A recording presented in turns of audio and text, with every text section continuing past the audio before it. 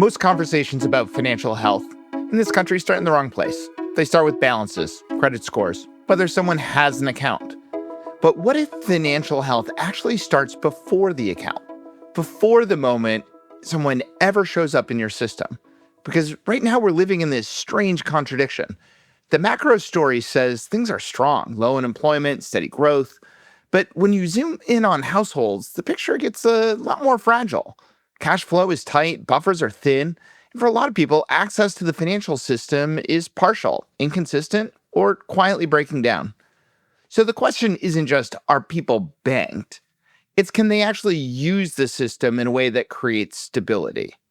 Today, we're going to push past the surface metrics and get into what financial health really looks like on the ground, where access gaps show up, how friction becomes a tax on the most vulnerable, why so many people are forced to build workarounds just to function. And we're doing that with someone who spent a lot of time on the ground, operating right at that intersection of payments, access, and real-world behavior. Robyn Burkinshaw is the CEO of BlytzPay, a platform focused on helping lenders and servicers meet customers where they are, like literally where they are, especially when it comes to payments, communication, and staying engaged in the moments that are often financially fragile. This episode is powered by US Bank and recorded live at the University of Utah's FinTech Exchange. Robyn Burkinshaw, CEO of BlytzPay, thank you for joining me on one of my always favorite topics, well, maybe one of my least favorite topics because we're still talking about it, financial wellness, financial health. And I want to start with your read on, right now it's very easy to say, hey, stock market is hitting record highs. You know, we're seeing this growth in a lot of areas, but there's always seems to be this disconnect between economic growth, especially capital market growth, and what people on the ground are experiencing.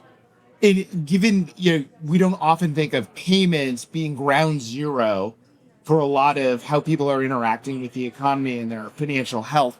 What are you seeing in terms of what is the true state of financial health in the United States? So we're focused at Blitz on the consumers who are typically and traditionally known as subprime consumers. Okay. What you're seeing reflected in the market is not what you're seeing reflected on Main Street. There have been a number of challenges as of late, and so it's not reflective. 30% of people are below the poverty line, at or below the poverty line. And they don't stay there. We don't stay below the poverty line, but we bump up and come down and bump up and come down. And that's not reflected in all of the amazing reporting that we're seeing about the state of the economy. It's just not reality in these subprime markets. So we often think of that underbanked as being the unbanked. Right? Like that bottom, like they don't have the bank account. They're maybe an immigrant or like the working poor, but it feels like there's an invisible class in the middle that we sometimes gloss over, that we wouldn't think of those that are like bouncing off of the poverty line. But I'm guessing you see that in payments and how they make payments. So in Maslow's hierarchy of needs in the year 2026, the first thing a consumer is going to pay is what? Mortgage or healthcare? Or food? Food. Food. It's their cell phone. No. Cell phone is first? Yeah, cell phone's first. What's the second thing? I don't know. You just blew my mind on cell phone first, but I can see it. Come on, that makes sense. It does make sense. Tell me it's like your cable subscription or your Hulu and Netflix? It's your car. It's your car. It's your ability to make a living. Okay. So when we're thinking about payments, you're thinking about, look, everybody's talking about all of the progression in payments and all the progression in financial services and digital financial services. And all that's doing in the 25% of American consumers who are considered to be unbanked and underbanked is making that chasm bigger. We've architected a financial system for consumers who have regular pay cycles, and then we blame consumers who don't have regular pay cycles and we punish them for not. Yeah. The consumer is blamed for not having a traditional pay cycle, and so you've got some real issues in payments. What we see is the average American consumer is going to is going to pay between 4 and 6 bills a month. Okay. Wherever you fall on the socioeconomic spectrum, you're going to pay your water bill, you're going to pay your utilities, you're going to pay typically insurance, you're going to pay your car payment, you're going to pay some sort of living expense and a couple of other, typically a credit card. What you're seeing is payments and collections become one. Okay, say more about that. Yeah, so the typical collection cycle, the punishment for not doing the thing that you were supposed to do because you weren't architected for the system that works for you. The collection cycle is being eliminated by the increase in digital opportunities to reach consumers that are penalized for being in a system that doesn't meet their needs. So was it somewhere I expected to go with this? Does earned wage access help or hurt in the longer term in terms of helping break this cycle out of the every 2-week paycheck? I think it's all relevant to cost. Okay. If I've got access to payment cycles that are different, and I've got reasonable access, if I've got an overdraft protection, Yep. I can float. But if overdraft protection isn't there, or if it's so costly that I'm priced out of that scenario, access exists. Yep. The question is cost of access. And that is one of the astounding things, that it's very easy to put people into the buckets of this. And I was working with a bank and studying this when Dodd-Frank and some of the caps on overdrafts came in. And one of the unexpected outcomes that I get to put in this price, what do you think one of the number one sources of end-of-the-month overdrafts are? I get to put you on the spot, not just you for me. Sources of end of month. End of month, if you look specifically, people who overdraft end of month, what's one of the number one causes for that? Waiting on Social Security. You know your payments well, but it is seniors paying for medication while waiting for Social Security. And so I think to your macro point, we've built in a cost, a penalty to them because they know the money is coming, but the cost of accessing that money because they have a health-driven need is to actually pay the overdraft fee attached to that. We have built systems that expect people to succeed and punish them when they fail. The systems are designed for this type of consumer.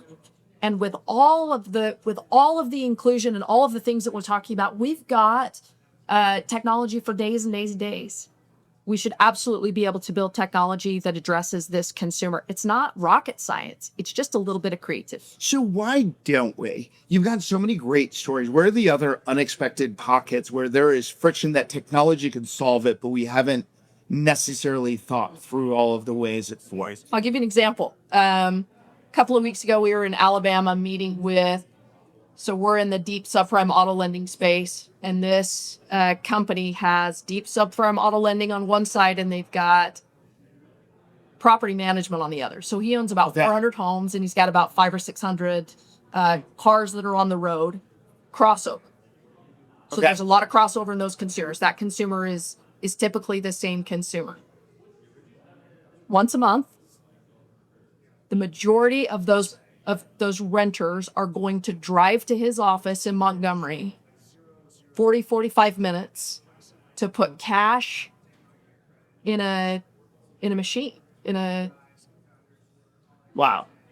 Yeah, it's crazy. I mean, talk about, especially with where gas prices are now and wear and tear on that car, because I'm guessing most of these are not the fuel efficient, running top of the line. Like, there is a hidden cost, not just of time. In this particular industry, the cars are typically underwritten for their ability to go the distance and be repossessed and then resold and then repossessed and resold or repossessed and resold. When you have an absence of credit or you have a poor credit file and you're underwriting based on risk, a lot of the risk analysis is on the vehicle. And so it's interesting to see what that cost is. But we would never think of driving to make a rent payment, to make a house payment. I'm going to push a button, or it's going to be on automatic. It's going to be on automatic withdrawal. To see consumers line up behind a kiosk in the year 2026 is bananas to me. And is the driver, because it's cash based, they couldn't make an electronic payment because they're not regularly banked? Like, how could we solve this technologically? In my humble opinion, I'm going to send you a text. You're going to choose your payment method, which could be multi-tender, which could be cash, which could be whatever that is. And I'm going to reach you where you are and give you the ability to be able to pay. Literally reach you physically where you are with the means by which you want to pay. So the intersection of where you are. The intersection of where you are. And that's not novel. Everybody has a cell phone. Your number one payment, as I've just learned. Number one payment in the United States is going to be the first thing that people are going to pay is their cell phone. So reach people where they are, give them access. And it's stuff like the multi-tender. Okay. 30% of collections is spent cashiering. 30% of a collector's time is spent cashiering. I've got a $300 car payment today. I call Jason. I say, Jason, hey, I've got my car payment today, but I've got it on 3 different cards. What happens to the next 30 minutes of your life? Stop. So there's also this tax on time. There's tax. Like that is a repeated theme here of not only are the people who can least afford it, they least probably can afford the time, because I guess a lot of these are also hourly workers. 20% of the payments that we see at BlytzPay are made between the hours of 9 p.m. and 2 a.m. Time tax is not just time in I'm going to drive to the kiosk to make a payment. It's when it's convenient for me. If I'm going to drive to the kiosk and the office is closed, I can't make a payment. Yeah. It's getting out of people's way. We talk about it as shut up and take my money. If I have to talk to you, if I have to have a conversation, if I don't have an easy ability to be able to interact and engage with you, we're not paying attention to what the trends are suggesting, and we're not paying attention to the needs of that particular. So what are the other trends that are hidden? Because already for someone, I think we talk quite a bit about financial health and wellness. What are these other trends that you see that we're missing, and the true state of what is the state of financial wellness that we're missing? Because the time tax is a new one that I hadn't spent as much time thinking about as I should. So a couple of months ago, early fall, we organized a day of the unbanked, and we took 5 groups and we wrote each one of those groups a paycheck, and their job was go pay these bills. Go pay your cell phone bill, go pay your water bill, go pay your car payment. We had Abby McLennan from the Fed. We had some academics. We had a big group of people. And on average, it took them 2 hours to cash a check. This isn't, we're not talking about the cost, the actual physical cost, just the time tax on these consumers. It was horrendous. If you're a Spanish speaker, if you're, there are a myriad of consumers that fall into this. Again, 25% of American consumers are said to be unbanked or underbanked. So if it takes me 2 hours and then on top of that up to 5% to cash a check, okay, I've got a digital form of payment, I've got a check, I've got to cash that check, and I've got to digitize it. 5%, then I've got an average of 4 to 6 bills that I've got to go pay, which is another, call it $5 a piece. By the time I buy a prepaid card, load that prepaid card, make those payments, the time tax as well as it's punitive. Yeah. We're setting people up to fail. So I'll be honest, I'm kind of sick of talking about this, right? For as long as I can remember back to my days in student lending in the early 2000s, we've talked about this as an issue, and it's a systemic issue. Why aren't we actually seeing it addressed? Right? Like, there have been proposals. We talk about, financial literacy, which I have a whole other rant on why literacy doesn't work. I'm sure you do too. But why systemically are we not actually, it doesn't feel like we're making the progress we should. I'm going to say this carefully. It's not where the money is. It's not where the money is. It's not a sexy, these are people who are struggling paycheck to paycheck. These are people who are working 3 jobs to try and support a family in wage. First of all,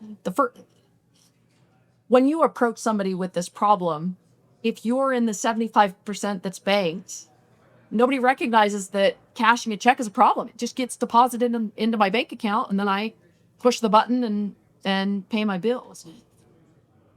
I think it's, number one, a cost issue, and number two, I think it's an awareness issue. I don't think people really understand how pervasive this is unless you've actually experienced or seen it with somebody in your family or adjacent. So do we need to take people's access to financial services away for a week or for a month to get them cognizant of the pain? It'd be interesting. In the aggregate, though, this is a huge segment, right? And it's very, not maybe on unit economics profitable unless you turn the lens and say technologically we can do things differently. But it feels like one of the biggest problems is we always find ways to extract more rents from this as a population, right? Whether it's buy now, pay later, or, early wage access becoming a digital version of payday lending in some cases. How do we begin to crack the nut? If you could wave your wand, what is the first thing that we begin to change that begins to unwind this as a problem? I think we have the technology, we lack the ability, we lack the understanding, and I think we lack the drive. I don't think there is a real realization of the significance of that population and that there is opportunity to make their lives better. It's been relegated to check cashers and high interest rate lenders and buy now, pay laters. We have the technology to make it's a risk question, right? The reason that you pay a higher interest rate is because there's some sort of additional risk. If I'm going to lend you this, lend you this $10,000, what is my ability to get that paid back? And so there's a higher premium on that.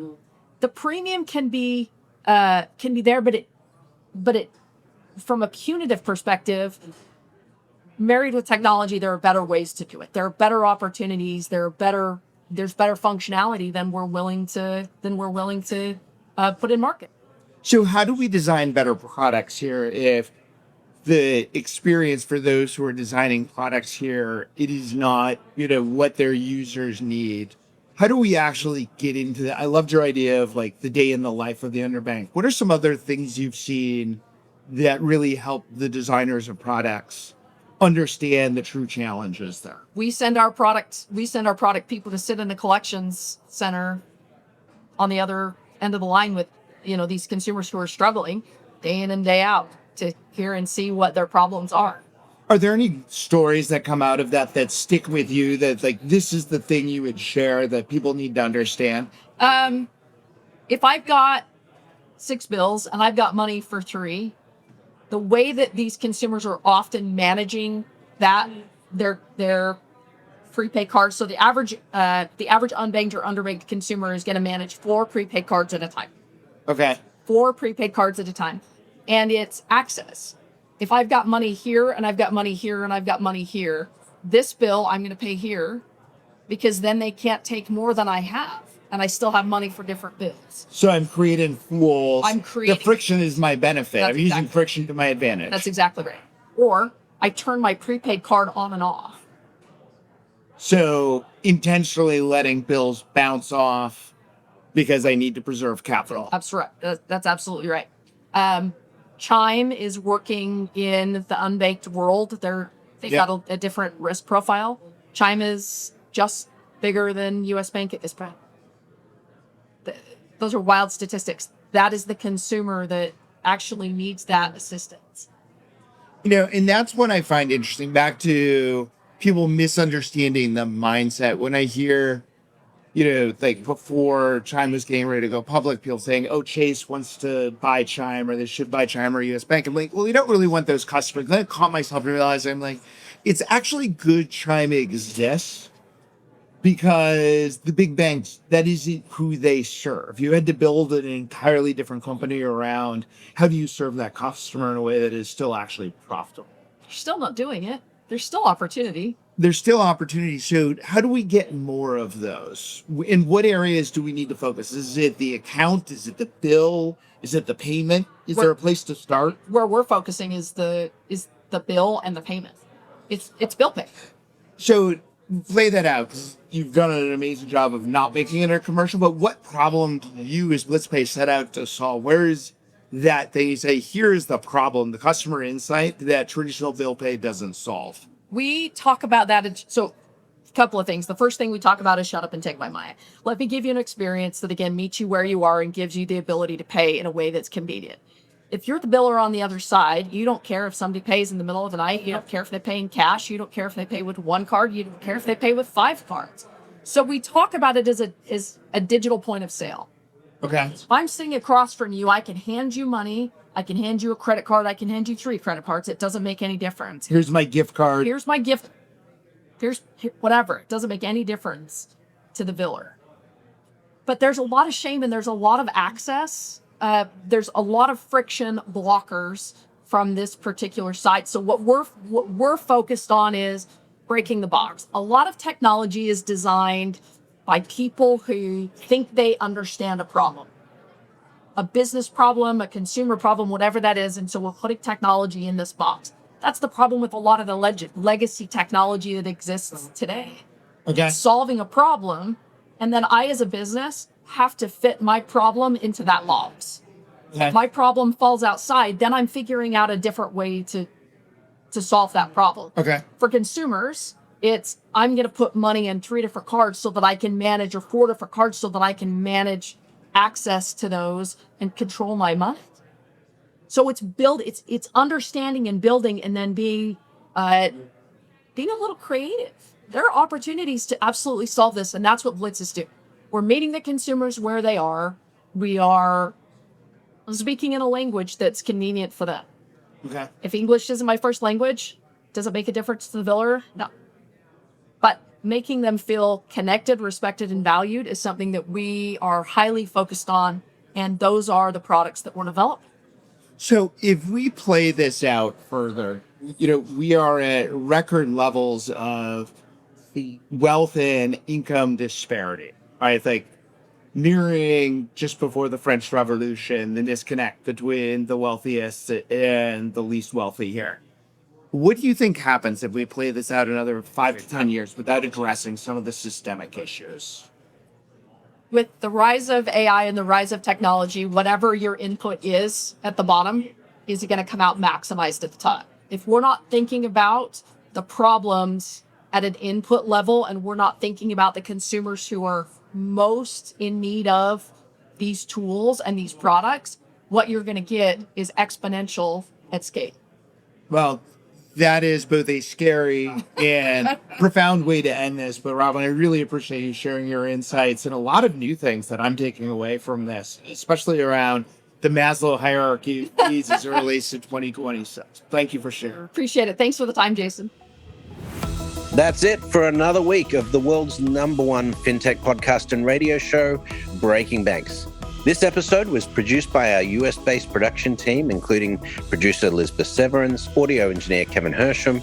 If you like this episode, don't forget to tweet it out or post it on your favorite social media, or leave us a 5-star review on iTunes, Google Podcasts, Facebook, or wherever it is that you listen to our show.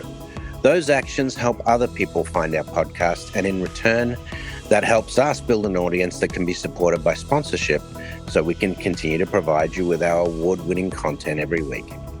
Thanks again for joining us. We'll see you on Breaking Banks next week.